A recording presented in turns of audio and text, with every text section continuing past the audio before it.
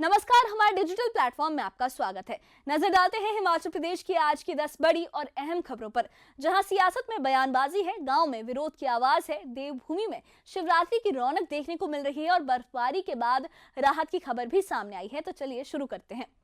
मुख्यमंत्री सुखविंदर सिंह सुक्खू ने सिरमौर के सराहा में किसान मेले के दौरान प्रदेश के किसानों के लिए बड़ी घोषणाएं की। उन्होंने कहा कि हिमाचल में अदरक को समर्थन मूल्य दिया जाएगा, जिससे खासतौर पर सिरमौर और सोलन के किसानों को सीधा लाभ मिलेगा। मुख्यमंत्री ने 32 करोड़ रुपए की विकास योजनाओं के उद्घाटन और शिलान्यास भी किए। उन्होंने भरोसा दिलाया कि आगामी बजट सत्र में इसके लिए प्रावधान भी किया जाएगा। आर्थिक चुनौतियों का जिक्र करते हुए उन्होंने कहा कि सरकार कर्मचारियों की देनदारियां चुका रही है, ओपीएस लागू किया गया है और दुग्ध उत्पादकों को उचित मूल्य भी मिल रहा है। साथ ही आरडीजी और बजट कटौती को लेकर बीजेपी से उन्होंने प्रधानमंत्री से बात करने की नसीहत भी दी है। उन्होंने बीजेपी को और कहा है कि बीजेपी को इस मुद्दे पर पीएम से बात करनी चाहिए। अब बढ़ते हैं संगठन की सियासत की ओर। भारतीय जनता पार्टी ने हमारे हर्षवर्धन जी ने सर्वदलीय बैठक बुलाई।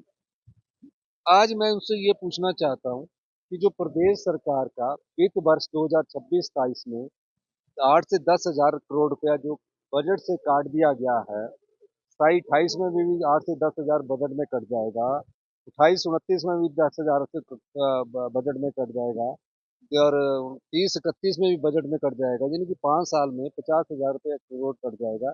क्या वो इस कट के पक्ष में या विपक्ष में है? क्या वो इसमें साथ कांग्रेस पार्टी का देना चाहते कि नहीं देना चाहते? ये सवाल भारतीय जनता पार्टी से पूछना चाहिए।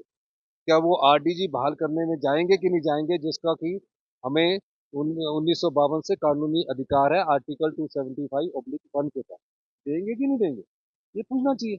ये क्या स्टेटमेंटें देनी, रोज हमारे खिलाफ देनी, मुझे कोसने से अगर प्रदेश का भला होता तो रोज प्रेस कॉन्फ्रेंस करके कोसिए। उनको बोलिए कि देश के प्रधानमंत्री मोदी जी ही आरडीजी को बहाल कर सकते हैं। आरडीजी को बहाल करने के लिए वो जाए और उस पर बात करें। अब बढ़ते हैं संगठन की सियासत की ओर। कर्नल धनीराम शांडिल ने सोलन में संगठन विस्तार में हो रही देरी पर प्रतिक्रिया देते हुए कहा कि शीर्ष नेतृत्व बहुत सोच समझकर जिम्मेदारियां तय कर रहा है। उन्होंने कहा, सहज पके सो मीठा हो, यानी जल्दबाजी से नुकसान हो सकता है। उनका मानना है कि मजबूत और संतुलित टीम ही सरकार की नीतियों को जमीनी स्तर तक पहुंचा सकती है। उन्होंने कहा कि संगठन को चुस्त दुरुस्त बनाकर ही भविष्य में बेहतर प्रदर्शन संभव है। पार्टी के में थोड़े से मतलब दोहे जो होते हैं ना पुराने, उस पर भी कहते हैं भाई सहज पके सो मीठा हो। मेरे को लगता है कि वो यही कुछ बात है कि धीरे धीरे जो कर रहे हैं ना, वो बड़ा नाप तोल के देख रहे हैं भी कौन क्या कर सकता है। आई एम श्योर कि जल्दी ही ये विस्तार होगा and you will get this much awaited this. You are right.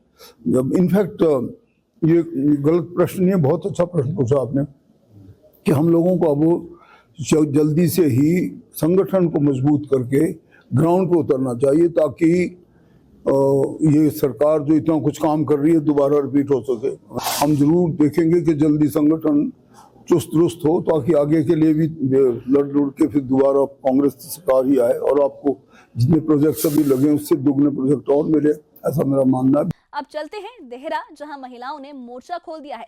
Dehra की द्वाला पंचायत में महिलाओं ने स्मार्ट मीटर के विरोध में रेंटा से बिजली बोर्ड कार्यालय तक रैली निकाली। प्रदर्शन के दौरान सरकार के खिलाफ नारेबाजी की गई और योजना को गरीब विरोधी भी बताया गया। महिलाओं का कहना है कि पहले ही महंगाई की मार है, ऐसे में स्मार्ट मीटर से बिजली बिलों में बढ़ोतरी हो रही है, जिससे आर्थिक बोझ बढ़ रहा है। प्रदर्शनकारियों ने चेतावनी दी कि अगर योजना वापस नहीं ली गई तो आंदोलन को और तेज किया जाएगा। मैं स्मार्ट मीटर के विरोध में हूँ और हमने नहीं सरकार से बोला है कि आप हमें बिजली फ्री करके, तो हमें वैसे ही निकम्मा कर दिए सरकार ने। फ्री बंद करो और हमें स्मार्ट मीटर नहीं चाहिए।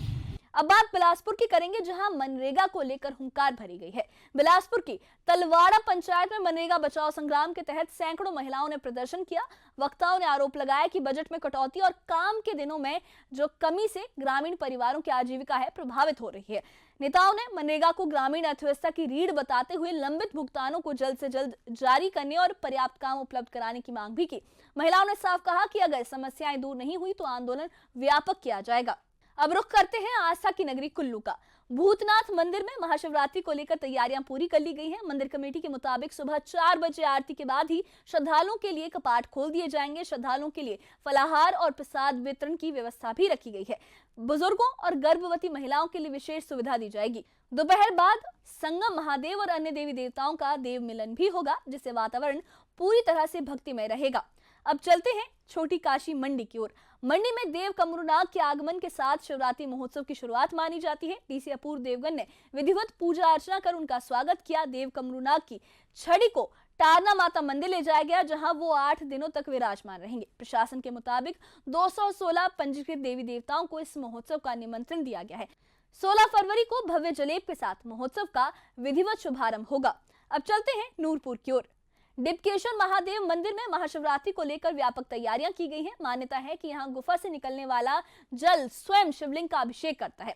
महाशिवरात्रि के दिन 4 पहर की विशेष पूजा, हवन यज्ञ और अगले दिन विशाल भंडारे का आयोजन होगा। हजारों श्रद्धालुओं के पहुंचने की संभावना को देखते हुए व्यवस्थाएं मजबूत भी की गई हैं। अब बात करते हैं मंडी की अंतर्राष्ट्रीय झलक की। मंडी में 20 फरवरी को अंतर्राष्ट्रीय कल्चरल परेड आयोजित की जाएगी। इसमें 13 देशों, 6 राज्यों और हिमाचल के 6 जिलों सहित 33 सांस्कृतिक दल भाग लेंगे। प्रशासन के मुताबिक ये आयोजन शिवरात्रि महोत्सव को वैश्विक पहचान देने की दिशा में काफी अहम कदम है। परेड डीसी ऑफिस से शुरू होकर सेरी मंच तक जाएगी और विभिन्न देशों की संस्कृति का प्रदर्शन करेगी। अब चलते हैं तीर्थन घाटी। तीर्थन घाटी में 3 दिनों तक फागली उत्सव हर्षोल्लास के साथ मनाया गया।